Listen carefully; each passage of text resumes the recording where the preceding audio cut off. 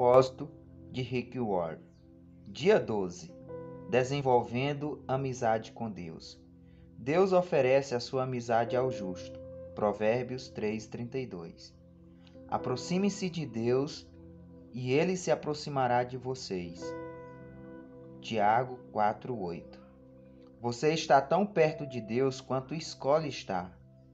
A exemplo do que ocorre com qualquer amizade, você deve se esforçar para desenvolver o relacionamento com Deus. Isso não acontecerá por acidente. É necessário desejar essa amizade e disponibilizar-se tempo e energia. Se deseja um vínculo mais profundo e íntimo com Deus, aprenda a compartilhar de forma honesta seus sentimentos, a ter a confiança quando Ele lhe pedir algo para fazer e a se importar com aquilo que é importante para Ele e a desejar sua amizade mais que qualquer outra coisa. Devo optar por ser sincero por Deus.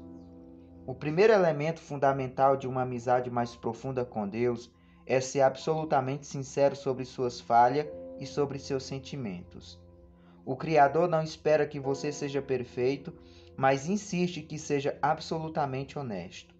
Nenhum dos amigos de Deus que aparece na Bíblia era perfeito. Se a perfeição fosse um requisito para a amizade com o Criador, jamais poderíamos ser amigos dele. Felizmente, em virtude da graça de Deus, Jesus ainda é amigo de pecadores. Mateus 11:19. Na Bíblia, os amigos de Deus são sinceros a respeito do que sentem, frequentemente reclamando, criticando, acusando e discutindo com o Criador. Deus, entretanto, não parece ficar aborrecido com a fraqueza deles. Na verdade, até a incentiva. O Senhor permitiu que Abraão questionasse a respeito da destruição de Sodoma. Abraão importunou sobre o que seria necessário para poupar a cidade, negociando o número de 50 a 10 pessoas justas. Deus também escutou pacientemente de Davi as muitas acusações de injustiça, traição e abandono. Não destruiu Jeremias quando o profeta afirmou que o Senhor havia enganado. Jó pôde expressar sua amargura durante a provação, e no final Deus o defendeu por ter sido sincero e repreendeu os amigos de Jó por não agirem com sinceridade. Deus lhe disse: Estou farto de vocês, pois não foram honestos comigo, nem no que disseram de mim a meu servo Jó. E meu servo Jó orará por vocês, e assim vou aceitar a oração de vocês. Jó 42, 7 e 8. Em um estupendo exemplo de amizade sincera, Êxodo 33, do 1 ao 17, Deus expressa sem reserva sua absoluta repugnância pela desobediência de Israel. Ele disse a Moisés que manteria a promessa de dar aos israelitas a terra prometida, mas não daria mais nenhum passo com eles no deserto. Deus estava aborrecido e disse a Moisés exatamente como se sentia. Moisés, falando como amigo de Deus, respondeu de forma igualmente sincera: Tu me dizes, conduz este povo, mas não me deixas saber quem enviarás comigo. Se eu sou assim tão especial para ti, permite que eu tome conhecimento dos teus planos. Não te esqueça de que este é o teu povo, tua responsabilidade. O Eterno respondeu: Minha presença irá com você. Eu me encarregarei da viagem até o fim. Moisés não concordou. Se tua presença não assumir a liderança aqui, cancela agora mesmo a viagem. De que outra forma se poderia saber que estás comigo e com o teu povo? Quero saber, viajarás conosco ou não? De que outra forma saberemos que somos especiais, eu e teu povo, entre todos os outros povos da terra? O Eterno respondeu a Moisés: Está bem, será como você diz. Eu também farei isso, pois conheço você muito bem, e você é especial para mim. Eu conheço você pelo nome. Êxodo 33, do 12 ao 17. Poderia Deus lidar com esse tipo de fraqueza se ela partisse de você? Sem dúvida. A verdadeira amizade é edificada sobre a transparência. O que pode parecer audácia, Deus vê como sinceridade. Deus escuta as palavras exaltadas de seus amigos. O que o aborrece são os clichês, aquelas frases previsíveis permeadas de religiosidade. Para ser amigo de Deus, você deve ser sincero com Ele e dividir seus verdadeiros sentimentos, não o que você pensa que deve sentir ou dizer.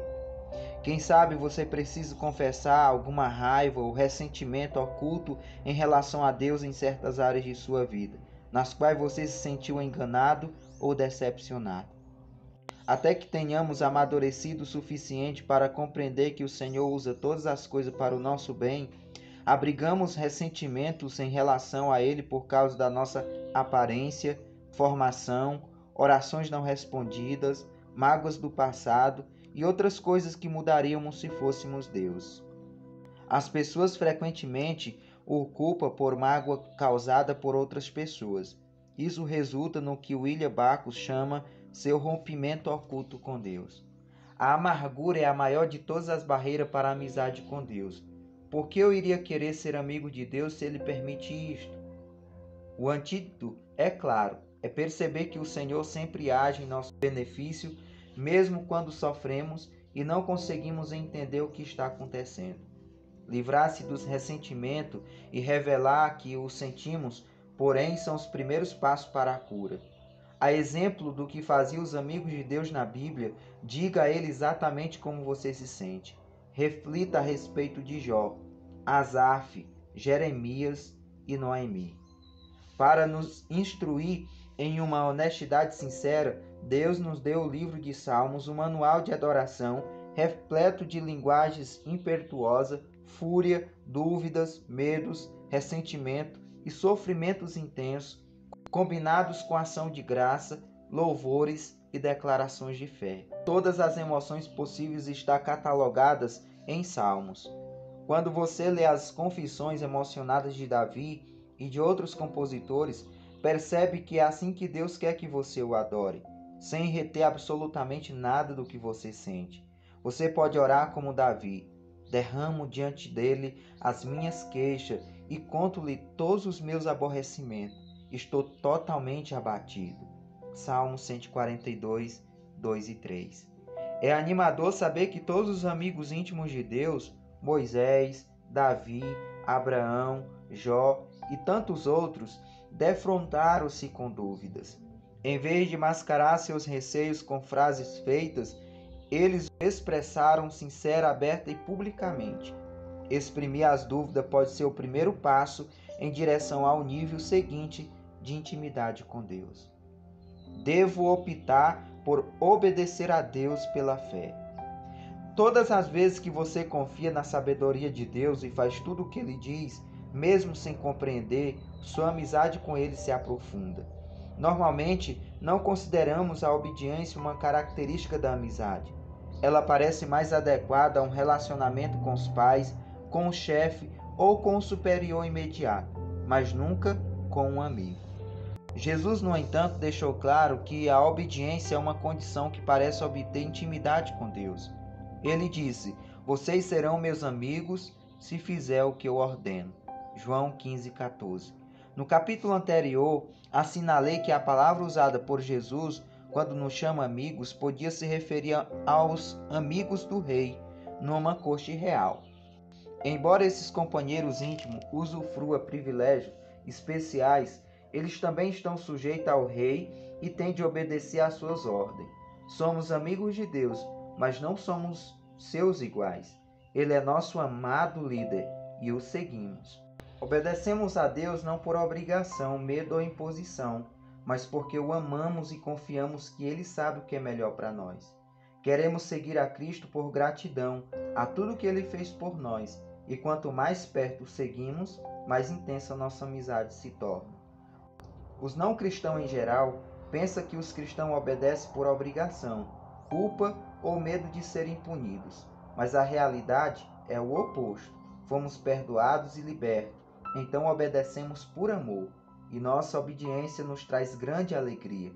Jesus disse: como o Pai me amou, assim eu os amei. Permaneça no meu amor. Se vocês obedecerem os meus mandamentos, permanecerão no meu amor, assim como tenho obedecido os mandamentos do meu Pai, e em seu amor permaneço. tenho dito estas palavras para que a minha alegria esteja em vocês e a alegria de vocês seja completa. João 15:11. Observe que Jesus espera de nós o mesmo comportamento que ele tem com o Pai, que é o modelo para nosso relacionamento com o Filho. Foi por amor que Jesus realizou tudo o que o Pai lhe pediu.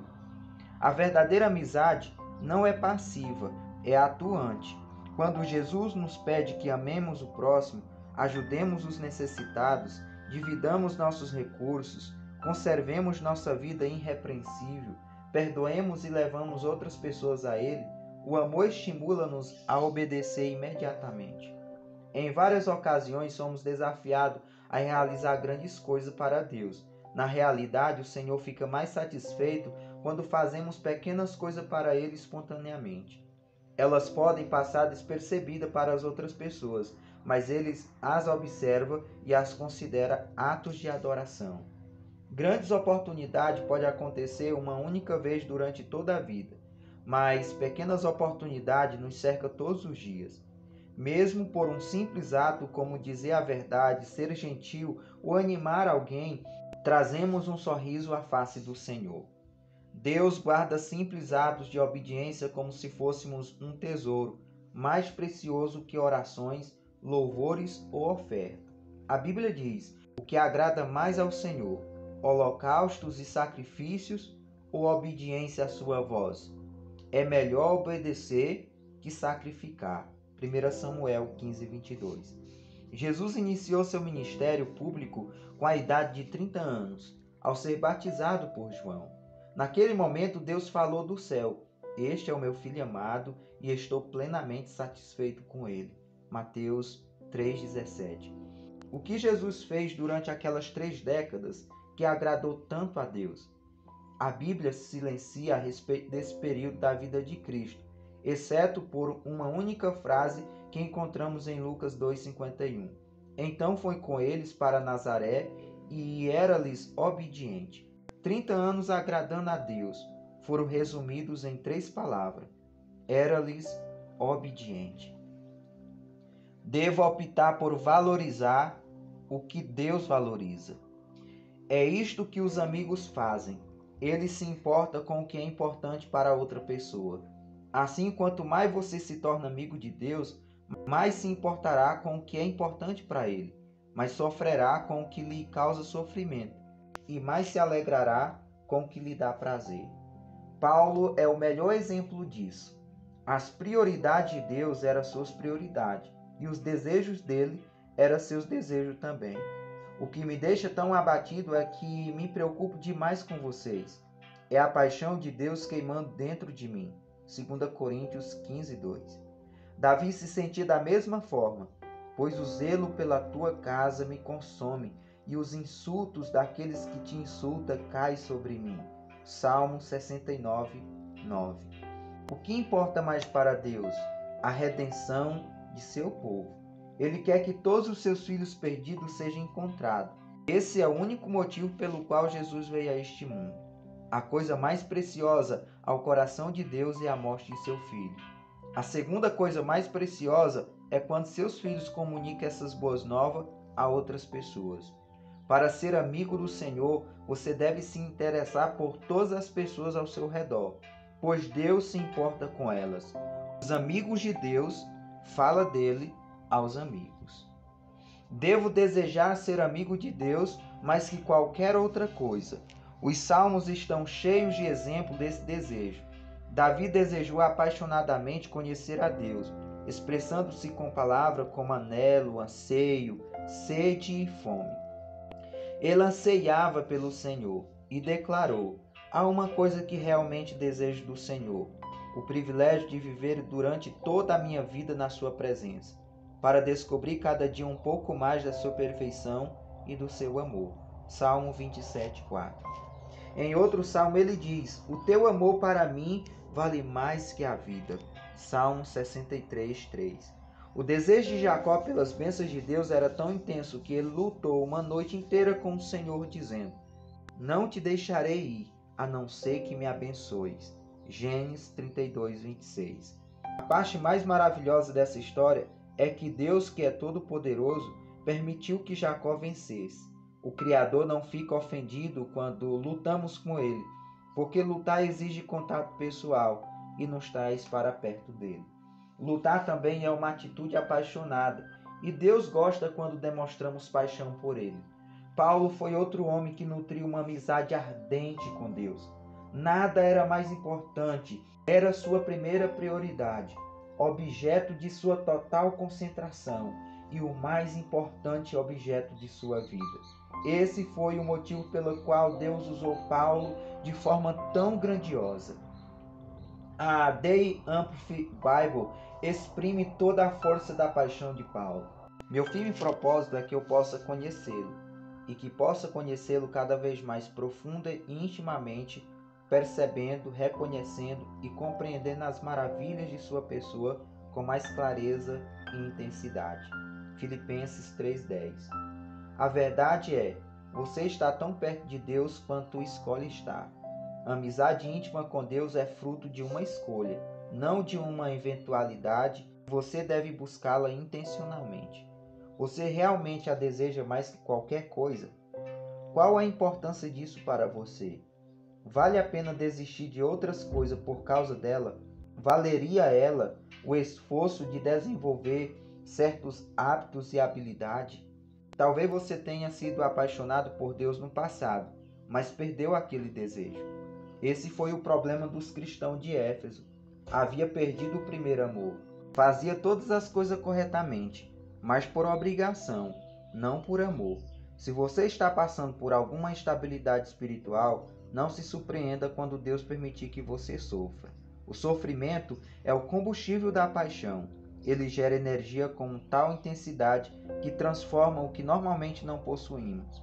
Assim disse C.S. Lewis: o sofrimento é o megafone de Deus. É a forma de Deus nos sacudir da letargia espiritual.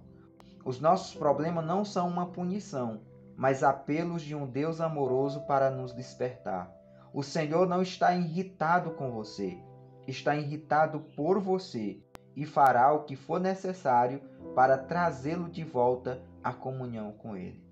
Há, porém, um meio mais fácil de reacender a paixão por Deus. Comece a pedir que Ele lhe dê essa paixão e continue pedindo até que a receba. Repita esta oração ao longo do dia. Querido Jesus, mais que qualquer outra coisa, quero conhecer-te intimamente. Deus disse aos cativos da Babilônia: quando vocês me buscarem, me encontrarão. Sim, quando vocês me buscarem de todo o coração e em primeiro lugar, dou a vocês a certeza de que não vão se decepcionar. Jeremias 29:13. Seu relacionamento mais importante. Não há nada, absolutamente nada, mais importante que fazer amizade com Deus. Esse é um relacionamento que durará para sempre. Paulo disse a Timóteo: alguma dessas pessoas perderá a coisa mais importante da vida. Elas não conhecem a Deus. 1 Timóteo 6:21. Você perdeu a coisa mais importante da sua vida? Pois pode fazer algo a respeito agora mesmo. Lembre-se, a escolha é sua. Você está tão perto de Deus quanto escolhe estar. Dia 12. Pensando sobre meu propósito de vida. Tema para reflexão: estou tão perto de Deus quanto escolho estar. Versículo para memorizar: aproxime-se de Deus e Ele se aproximará de vocês. Tiago 4:8.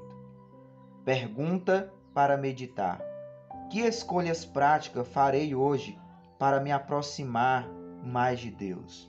Reflita e até o próximo áudio.